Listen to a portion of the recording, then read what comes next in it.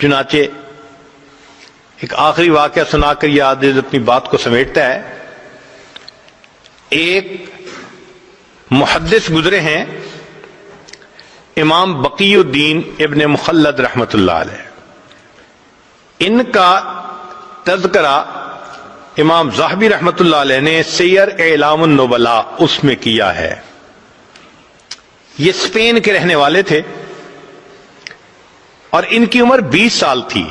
اب ذرا غور کیجئے کہ 20 سال کا نوجوان، اس میں تو دنیا کی تمنائیں، خواہشات، شہوتیں اتنی ہوتی ہیں کہ علم کی طلب اس کے اندر بہت کم ہوتی ہے.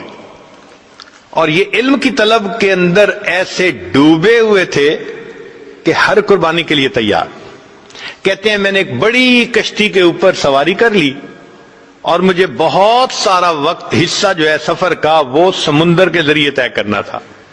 اللہ کی شان، ہماری کشتی وہ طوفان میں گر گئی، ہائی ٹائیڈ کے اندر گر گئی. اور جب ہائی ٹائیڈ کے اندر کشتی گر جائے تو ایسے لگتا ہے کہ ابھی الٹ جائے گی. ہم لوگوں کو بیماری ہو گئی، جو پیٹ میں تھا وہ سب ہم نے کہہ کر دی، طبیعت خراب، کچھ کھانے کو دل نہیں چاہتا. پھر ہمارے پاس پینے کو پانی بھی نہ رہا تو ہم سمندر کا نمکین پانی پیتے تھے. پھر ایک وقت آیا کھانے کو بھی کچھ نہ رہا. ہمیں 1.5-2 مہینے وہاں طوفان نے گھیرے رکھا، ہم سفر نہیں کر سکے. اب کپڑے بھی میلے، نان نفقہ بھی ختم، اور سمندر کے اندر ہم اپنی موت کے انتظار میں. مگر اللہ کی شان کہ اللہ رب العزت نے حفاظت کرنی تھی. طوفان ختم ہوا اور ہمارا سفر شروع ہوا، اور ایک وقت آیا کہ ہماری کشتی کنارے لگی. میں نیچے اترا، اپنی گٹھڑی میں نے اپنے کندھے پر اٹھائی، سر پہ اٹھائی، اور میں نے سفر شروع کیا. اس لیے کہ مجھے کئی 100 میل کا سفر پیدل کرنا تھا. جانا کہاں تھا؟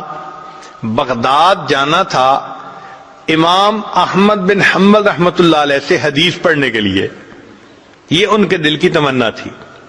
کہتے ہیں کہ میں دن رات پیدل چلتا رہا، سفر کرتا رہا، حتیٰ کہ جب میں نے بغداد شہر کو دیکھا نا آنکھوں کے سامنے تو میرے جسم نے جواب دے دیا. اتنی تھکن تھی، میں ایک درخت کے نیچے گٹھڑی کو رکھ کر لیٹ گیا اور بہت گہری نیند سو گیا. جب سو کے اٹھا تو میں نے کہا کہ چلو میں شہر جاتا ہوں. تو میں نے راستے میں ایک بندے کو آتے ہوئے دیکھا.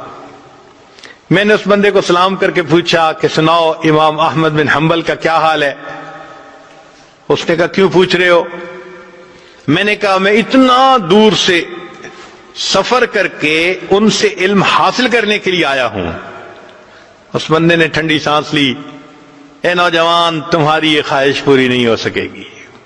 کیوں؟ اس نے کہا کہ حاکم وقت امام احمد بن حنبل سے کسی وجہ سے ناراض ہو گیا ہے. اس نے ان کو گھر میں نظر بند کر دیا ہے. نہ کوئی بندہ ان سے مل سکتا ہے، نہ وہ کسی بندے سے مل سکتے ہیں. تم تو علم حاصل نہیں کر سکو گے. کہتے ہیں کہ یہ خبر بجلی بن کے گری میرے دل پر. مگر میں چلتا رہا حتیٰ کہ شہر پہنچ کے ایک سرائے کے اندر میں نے کمرہ کرائے پر لے لیا اور میں وہاں رات کو لیٹ گیا. اگلے دن اٹھا تو میں نے سوچا اتنا بڑا شہر ہے، آخر کہیں تو حدیث کا درس ہوتا ہوگا.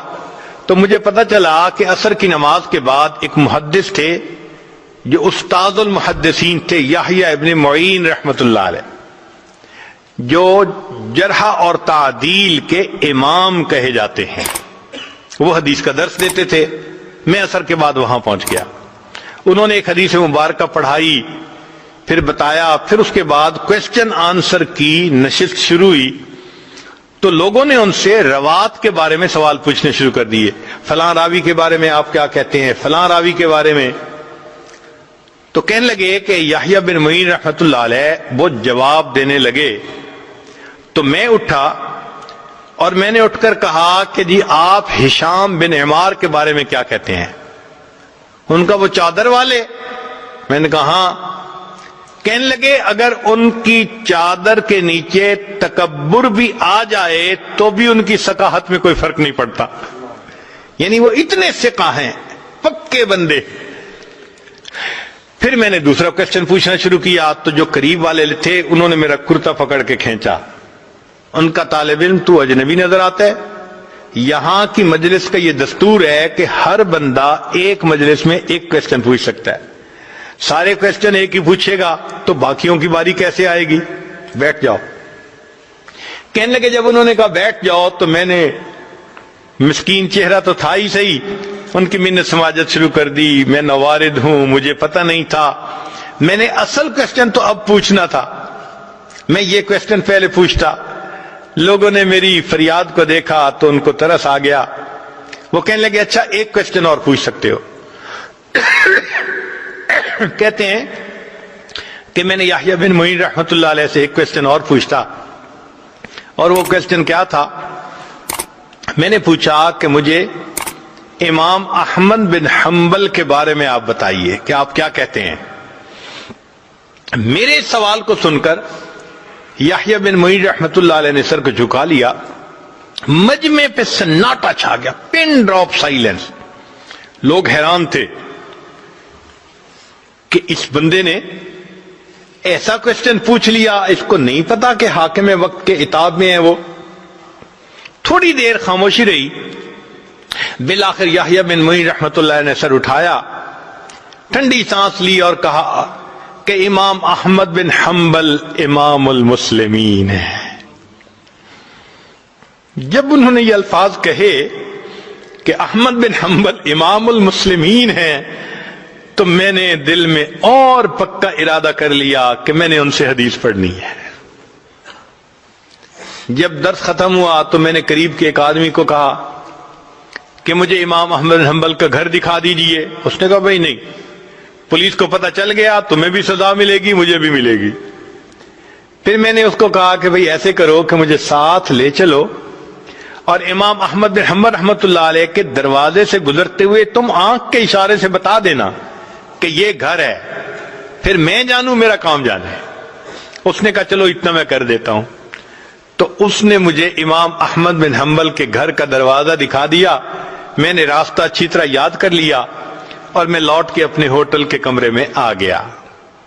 اب میں رات بھر سوچتا رہا کہ امام احمد بن حنبل سے میں علم حاصل کیسے کر سکتا ہوں، مجھے چین نہیں آتا تھا، میرا دل سکون میں نہیں تھا، میں کیسے ان سے علم حاصل نہ کروں، مجھے ہر قیمت پہ علم حاصل کرنا ہے۔ کہنے لگے جب صبح اٹھا تو میرے ذہن میں ایک خیال آیا، میں نے کیا کیا، اپنے ایک گھٹنے کو کپڑے سے باندھ لیا، یعنی جیسے کوئی وونڈ ہوتا ہے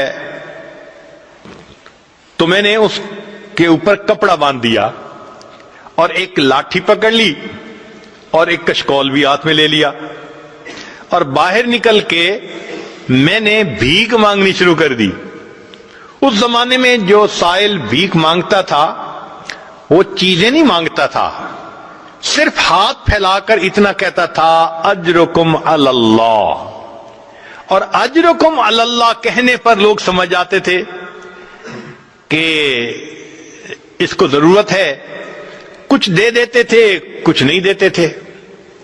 کہنے لگے کہ میں شہر کی گلیوں میں بھیک مانگتا رہا، کچھ لوگ مجھے سوالیہ نظروں سے دیکھتے کہ چہرے سے تو یہ نوجوان نظر آتا ہے، کیوں بھیک مانگ رہا ہے، اور کچھ ترس کھا کے کچھ دے دیتے۔ میرے لیے بھی یہ ایک عجیب ایمبیرسمنٹ والی کنڈیشن تھی کہ میں بھیک مانگ رہا تھا لوگوں سے اور ان کی طرح طرح کی نظریں میں برداشت کر رہا تھا۔ مگر میں ایسے وقت میں امام احمد بن حنبل رحمۃ اللہ کے دروازے پر گیا کہ جب لوگوں کی چلت پھرت ذرا کم تھی، جیسے دوپہر کے بعد قیلولہ کا وقت ہوتا ہے، لوگ سو جاتے ہیں۔ اس وقت پہنچ کر میں نے بڑے درد سے یہی آواز لگائی، اجرکم علی اللہ، اجرکم علی اللہ۔ میری آواز سن کر امام احمد بن حنبل رحمۃ اللہ علیہ نے بھی سوچا کوئی بڑا ہی محتاج ہے جو میرے دروازے پہ آیا ہے۔ امام صاحب نے دروازہ کھولا، ان کے ہاتھ میں ایک سکہ تھا جو وہ مجھے دینا چاہتے تھے۔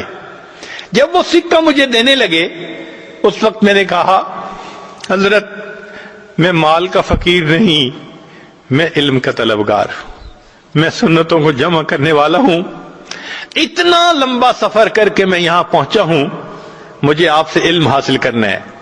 امام صاحب نے کہا میں پڑھا نہیں سکتا، تم میرے گھر آ نہیں سکتے۔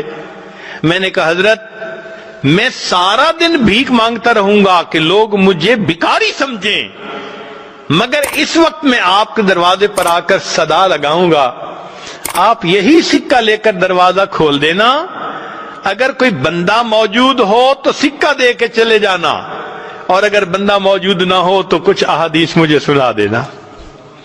امام صاحب اس پہ تیار ہو گئے۔ کہتے ہیں پورا سال میں بغداد میں بھیک مانگتا تھا، اور پھر ایک وقت میں استاد کے پاس پہنچ کے وہ کبھی چند حدیثیں سنا دیتے اور میں ان کو سنتے ہی یاد کر لیتا تھا۔ اس طرح میں نے ایک سال امام احمد بن حنبل رحمۃ اللہ علیہ سے علم حاصل کیا۔ اللہ کی شان کے ایک سال کے بعد جو وقت کا حاکم تھا وہ فوت ہو گیا، جو نیا حاکم بنا اس کو امام احمد بن حنبل رحمۃ اللہ علیہ سے عقیدت تھی، اس نے نظر بندی بھی ختم کر دی اور مسجد میں دوبارہ درس بھی شروع کروا دیا۔ جب پہلا دن امام صاحب نے درس دینا تھا تو جامع مسجد لوگوں سے کھچا کھچ بھری ہوئی تھی، میں بھی وہاں پہنچا مگر آگے جانے کی جگہ نہیں ملتی تھی۔ بڑی محنت کوشش کے بعد میں ذرا آگے گیا، امام صاحب نے دور سے مجھے دیکھا تو امام صاحب نے فرمایا لوگو ذرا راستہ دے دو، علم کا صحیح طلبگار تو یہ نوجوان۔